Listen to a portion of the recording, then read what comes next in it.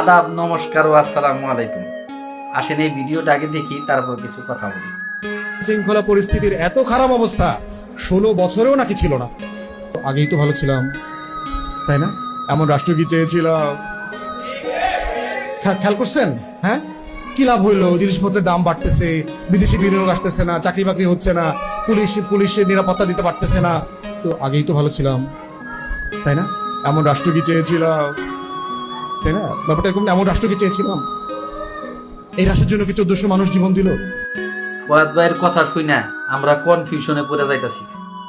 উনি একবার কয় যে 17 বছরের সব থেকে ভালো আইন শৃঙ্খলা পরিস্থিতি এখন, মত স্বাধীনতা এবং কি সব কিছুই নাকি 17 বছরের সব থেকে ভালো সময় ওনারা পার করতেছে। আবার উনি কয় যে আইন শৃঙ্খলা পরিস্থিতি ভালো না। কন এখন ওনার কথা শুনে আমার মাথা আউলাইয়া যাইতাছে। আমি খুব কনফিউশনে আছি, আসলেও আমরা কেমন আছি। তো ফুয়াদ ভাই, আপনার কোনো টেনশনের কারণ নাই। খুব জলদি নির্বাচন হয়ে যাইতাছে। নির্বাচনের পরে দেখবেন যে সব কিছু ঠিক হয়ে যাব। আপনিও ঠিক হয়ে যাবেন, আমরাও ঠিক হয়ে যাব। অনুরোধ, আপনি এত টেনশন করেন না।